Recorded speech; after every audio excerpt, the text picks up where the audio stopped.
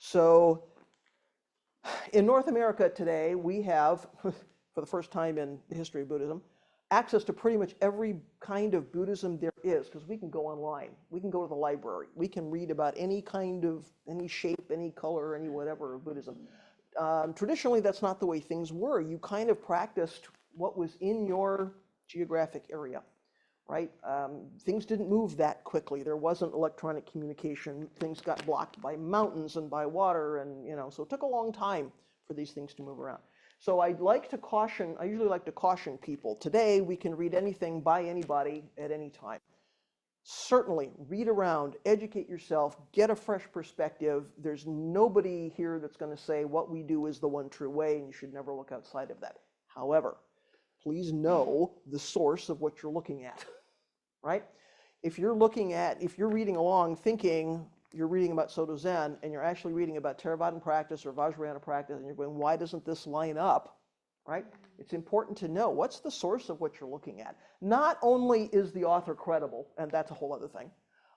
You do want to make sure you're reading something credible and sort of competent. But if you're confused by what's being said, just know things get interpreted. So are you reading something from Soto Zen, from Rinzai Zen, from Chan, from Theravadan practice, Shingon practice, Keigon practice, something else? Okay? Okay, so after Buddha's death, of course, the Sangha keeps practicing, studying. Over time, Buddhism starts to spread, in large part along the Silk Road, along the road on the map that you have. Now, when I used to teach this at the college level, I used to make sure we understood the difference between an ethnic religion and a universal religion, right? So an ethnic religion tends to stay put. It might go with, somebody might leave that country, leave that city, and go somewhere else and continue their practice, but it's not like the practice itself is spreading. Hinduism is an example of that, I think, right? Your family might go somewhere and practice because that's where they are, but we can't look around and say, well, there's this sort of vast spreading of Hinduism, right? Buddhism is not like that. So we could say Buddhism, amongst other religious traditions, is universal in that it spreads on its own, right? So it's an interesting wrinkle in how our practice develops. So transmission happens from the 1st century all the way through the 7th century along the Silk Road. That is a long time. It covers a lot of ground. This practice encounters a number of different cultures along that way. But imagine all those hundreds and hundreds and hundreds of years it's taking to move down the Silk Road. So there are 3 main groups involved in carrying this practice. They're sometimes characterized as missionaries, merchants, and monks. I like the alliteration. Sawyer will laugh at me. He knows I like a good alliterative phrase. Missionaries, merchants, and monks. This is who's carrying the practice. So there are actual missionaries being sent out, often by kings or princes, to spread the Dharma, spread the teachings. Merchants are probably practicing themselves. They are taking their practice along the Silk Road as they're doing their business. And they are the ones who are going to start establishing maybe places for people to stop and sleep, rest places, places to get food. What's going to happen? People are going to congregate in those places, and they're going to start talking about teachings, practice, right? And then you have, the actual monks, right? You've got some Dharma leaders. And now we have temples. So what happens when we have temples and people coming and going and places to sleep and places to eat and trade happening? We start to have communities, right? We start to have sort of civic centers. And so this is how this develops as it goes along the road. So we have missionaries, merchants, and monks. It's not just a case of people in robes sort of walking around and converting people. It's very much there's very much a social element to this thing. So some practitioners, again, some travelers, simply practitioners carrying their practice with them, doing their practice as they travel. Some are supporting these guest houses, supporting these temples that start to spring up. We have trading centers, communities. So what's being traded here, what's being exchanged here is not only things like incense and cloth and oil and goods, right?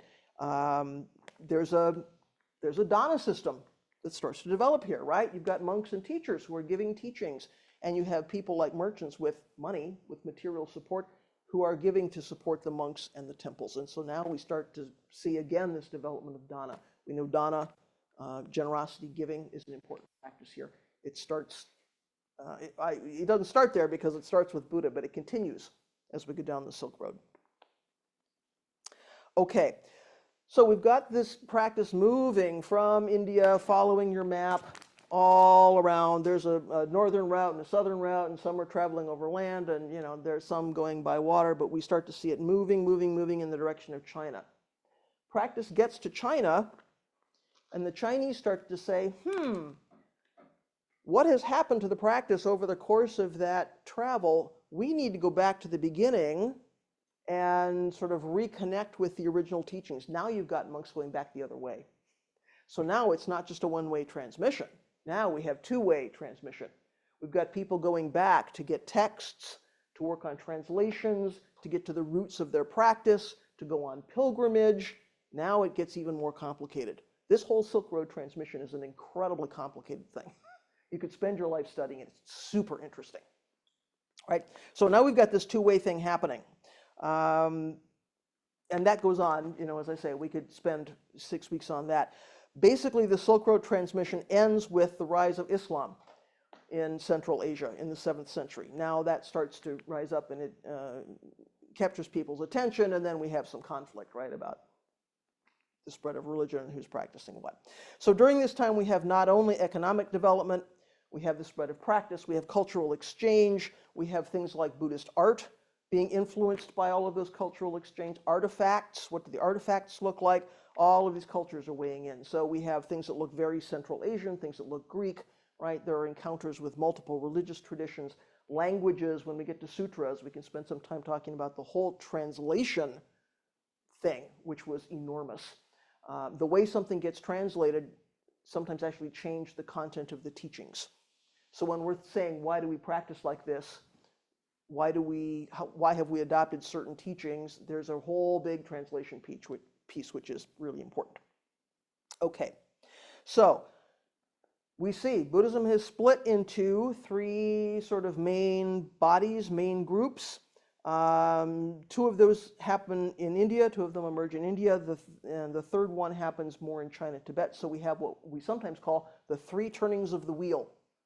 So the first turning sometimes we'll call Theravadan. Sometimes you will see Theravadan practice labeled as Hinayana. Please don't use that term. Not politically correct. It means the lesser vehicle, right? So of course early on it was a way to say, oh, those people, they don't know as much as the Mahayana folks do. So we don't call it Hinayana. Theravadan, please, is the early teachings. The second turning is the Mahayana, the greater vehicle, or the great vehicle. Mahayana includes Zen. So that's where we locate ourselves in this group of things. The third turning is the Vajrayana, which is again mainly Tibet, Nepal, Mongolia. There is a Japanese version of that called Shingon, which also affects our practice, which we can talk about. So we have influences in Zen really from all three kinds of practice. Is that a hand up? I'm sorry. Did you have your hand up? No. Okay. So again, I'm going very quickly through this, but just so that we're introduced to it. So Theravadan, as Jean has pointed out, the way of the elders, literally the way of the elders. So this includes both monks and laity, but the monks were really the ones that were doing the practice. The laity didn't have a lot of voice in establishing Buddhism as an institution. What you did as a layperson was contribute to the monks so the monks could do the practice. And if you were lucky, maybe you were reborn in the next life as a monk to do the practice and liberate yourself. So beginning in the 1st century BCE, Buddha's teachings start to be written down. This is where the sutras start to become developed. In general, this is a fairly conservative, right, monastic Buddhism. It sticks pretty closely, as we were saying, to the literal interpretations of teaching. This is the first turning of the wheel. So this is when Buddha taught the Four Noble Truths, for instance, the really early, most foundational teachings. Of course, these first teachings don't mention the other two turnings of the wheel because they haven't happened yet, right? So you won't see references to three turnings of the wheel in the most early teachings. Second one, Mahayana, or the great vehicle. This is the second turning again. Buddha teaches some additional things. The way this is characterized is, Buddha, yes, Theravadan practice is there, teachings are there. Buddha teaches some additional things. We have additional sutras starting to be written down 1st century CE. So this is after Buddha's not physically here, but somehow we have continuing development of scriptures. So there is both monastic and lay practice, and this is where lay people start to have a stronger voice in the development of sort of Buddhism as an institution. There are lots of stories you can go find and track down about how lay people were entrusted with Buddha's relics, for instance, why we have stupas in various places. The lay people were the ones sort of maintaining the stupas as places of pilgrimage so that monks could be doing monk practice, right? So there's a partnership. There's an interesting way how that lay practice is developing. So for instance, we know when we take precepts here, if you're ordaining as a novice, or if you're taking lay precepts, those 16 precepts are the same precepts, right? Monk practice and lay practice becomes intertwined. So in response to the increasing development of lay practice, now we have new deities, we have new rituals, new practices. People sort of choose their own path from diverse sets of options. So in the Theravada, you pretty much had one path. You were going to ordain, you were going to be a monk, or you were going to be a nun, and this was your path. When we get to the Mahayana, we start to see some opening of different ways to practice, different paths, right? Different understanding, particularly during that Silk Road transmission. That is a very fast look at the Mahayana. Again, you could spend your life. Third turning of the wheel, the Vajrayana, is the lightning vehicle or the diamond vehicle, depending on how you translate that. So it was said that this third turning confirmed the first two. So it's not negating these. Each turning doesn't negate the one before. It expands on it. It develops it, right? There's some additional stuff. So again, it confirms the first two teachings. It adds some more things. So this is a further development of the Mahayana. The Vajrayana and the Mahayana are not separate. They are intertwined in some interesting kinds of ways. So new texts continue to appear all the way up until the 12th century. Again, of course, these were not things that supposedly the Buddha said, right? These were commentaries and teachings from the people who come after him. This is a more esoteric kind of tradition. Again, we mainly associate it with Tibet, but it has roots in other places, right? There is a Japanese version of this. So one main difference between these three branches, if we want to sort of, how do I distinguish between these three? One way we can come at that is to ask ourselves, what is the ideal practitioner in each of these three schools? So in order to understand what the ideal practitioner is, we have to talk about three more basic elements. We have to talk about samsara, nirvana, and rebirth. Now, we're going to go through those in much more detail in weeks 3 and 4, but I at least need to mention them here because they have some bearing on how we understand what is an ideal practitioner. So samsara, of course, is the world of delusion. This is where we're caught up in suffering of the Four Noble Truths. Mainly this world right here, in this karmic human form. This is samsara, right? There are said to be 6 realms to this world of samsara. So we have, again, the gods, the powerful giants, the humans, the animals, the hungry ghosts, and the hell realms. Lots and lots of hell realms. We'll talk about this more later on. The beings in all of these realms have suffering, even the gods, even the fighting giants. But the human realm is the only place where we can actually practice and liberate ourselves. So we hear things like, you've received the pivotal opportunity of human form. Do not pass your days and nights in vain, right? So in this human form, this is where we can practice. So we can have some gratitude for being born in this human realm in samsara. Nirvana is where the fires of delusion and suffering have gone out. So we're no longer creating the conditions for rebirth. Rebirth is a big topic, which we can talk about again later on. But we're no longer creating the conditions that keep us tied to this round and round and round of suffering. So the key is that we deeply understand that there is no independent, permanent self-nature. This is where we started to go when we were talking about structure of the self, right? There is no independent, fixed self-nature. So nirvana is supposed to be a joyful place. We have no stress. Everything is peaceful, full of all the good virtues, right? It's a very nice place to be, some place we'd like to get to. In our tradition, of course, samsara and nirvana are not two separate places. We can have all those experiences of a very nice place to be, liberated from suffering, right here in this place, in this body and mind. So supposedly, this nirvana is where we go when we leap free of this wheel of birth and death and continuing to create suffering for ourselves, right? Okay. So early Buddhism inherited this teaching, or this concept of rebirth or reincarnation, from the Hindu container in which it arose. So just like Jesus came up in a Jewish container, Buddha came up in a Hindu or Vedic container, right? So he's influenced by all those things. So the events of this life, under this teaching, the events of this life condition what happens in the next life. So until we free ourselves from delusion, ignorance, craving, hindrance, right? Until we free ourselves from that, we're going to keep creating these conditions for rebirth in a world of suffering over and over and over and over. So Buddha knew in his lifetime that that was his last rebirth. He knew he was now ready to leap off the wheel because he had had this awakening experience. He stopped creating those karmic conditions, right? He had to live out his life, his physical life as a human being, but he knew because of his awakening experience, he was not going to have to do it again, right? So with those three things, samsara, nirvana, and rebirth, now we can talk about the ideal practitioner. So Theravadan practice has arhats, right? The arhat is someone who practices and attains awakening and jumps off this wheel of birth and death, lands in nirvana as a Buddha, and never returns to the world of samsara. So the goal is, I'm going to practice, I'm going to wake up, I'm going to leap off the wheel, I'm going to get out of here, I'm going to live in nirvana forever as a Buddha, and I'm not coming back. So this is typically a monastic practice, right? Why? Because if you're in that container, you can simply concentrate on sitting or chanting or whatever your practice is, free from the responsibilities you would have if you were raising a family, running a business, right, living in the world. So that monastic container is really important. If that's your practice and you're focused on, I need to wake up so I can leap free of this wheel, this is all you're doing. So the arhat. Mahayana has the bodhisattva. We've all heard of the bodhisattva, right? Someone who practices and wakes up and remains in samsara to teach the Dharma and to liberate beings from suffering and to help people cross over, right? So this is not a case of I'm leaping free of the wheel, I'm landing in nirvana, I'm never coming back. This is a case of I've had my awakening experience, I understand how things work, and I'm staying here to help other beings. So arhats are typically monastic. Bodhisattvas can be lay people, right? So now we see how Mahayana is developing, right?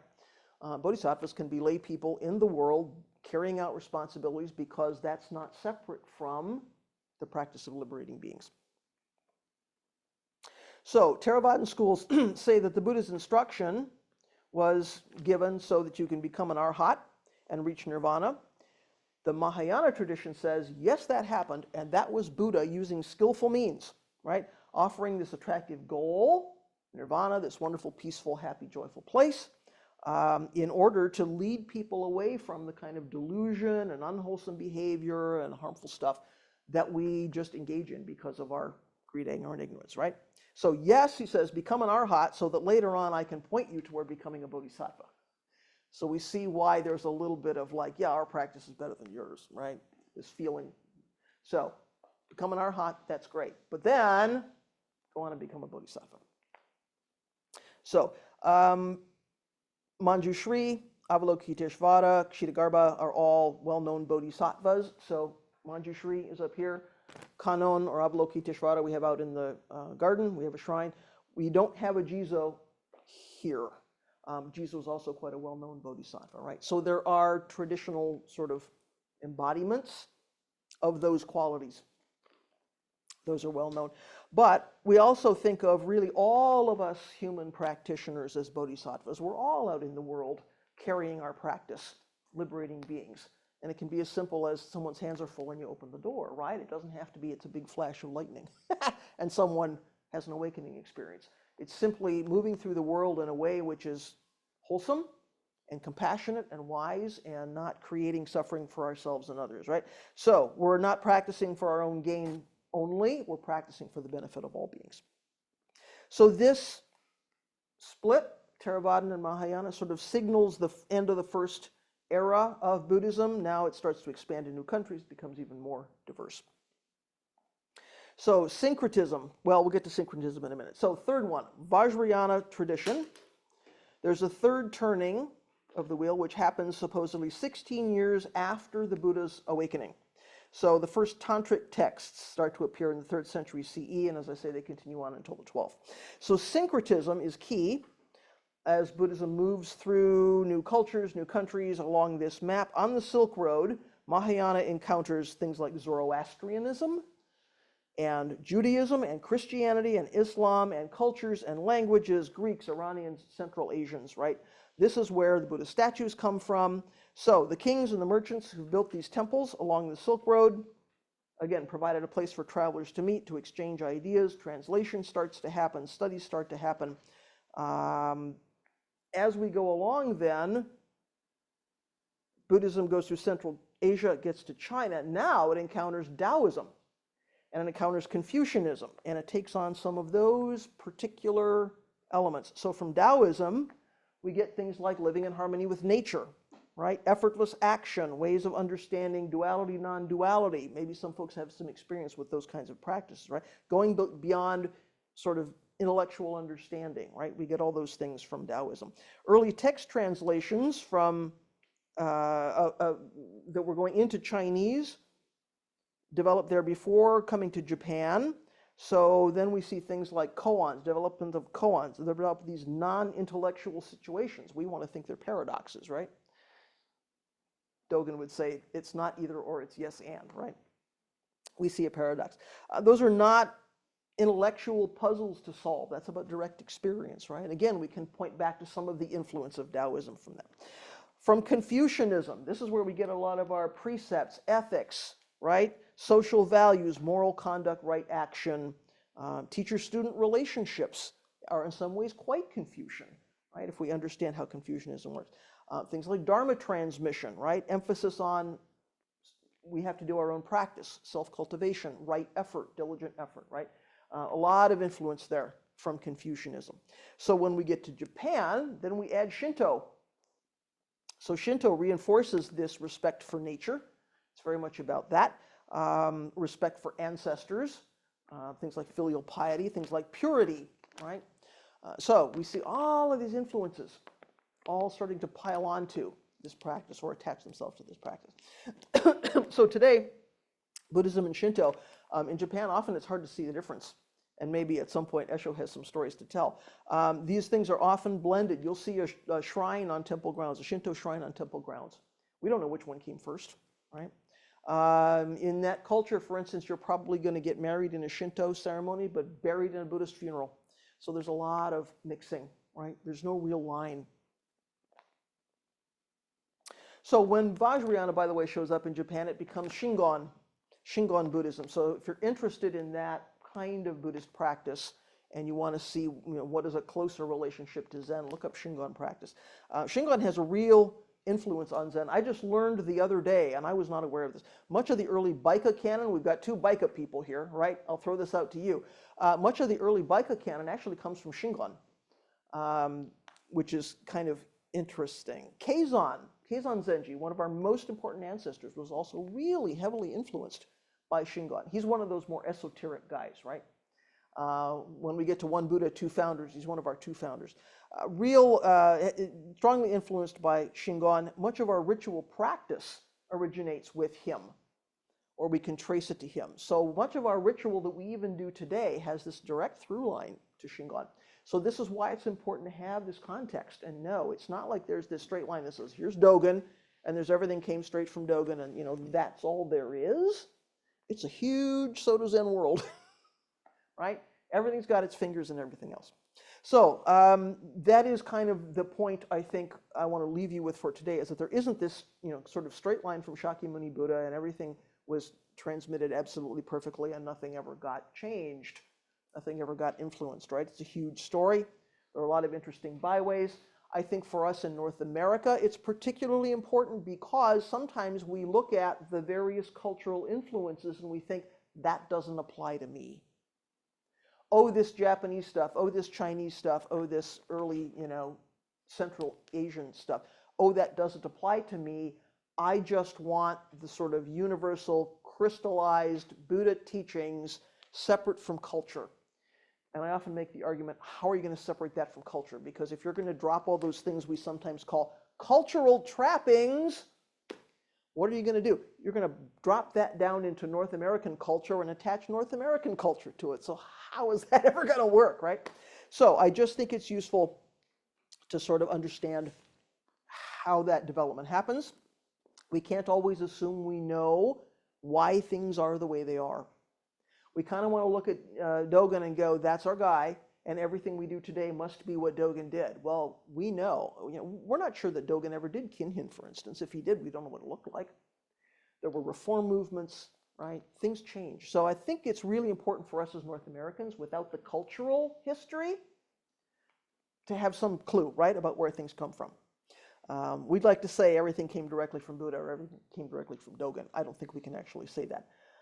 And I think that doesn't invalidate the elements of our practice that we carry out, that we learn from our teachers, that we enjoy doing together, right? Okay, maybe Keizan had some Shingon influence. That doesn't mean that our Zen, quote unquote, Zen liturgy needs to change, or that we've got things we need to drop, right? It's a complicated thing. So for me, as I say, how did we get here is a really important question. So I'm kind of, I'm being a little bit self-indulgent when I bring that to you, because that's kind of always been a big question for me. And I'll just preview here that in 2026, as a theme for our practice, I'm probably going to take something I'm calling the world of Soto Zen, because I think we need to dig into where did the elements come from? Why does it look like this? And then how does that happen in North America in a way which is reasonable and sustainable and relevant? I would make the argument there's none of it that isn't relevant, right? But if we have that larger context, then I think we become secure in our own foundation, in our practice.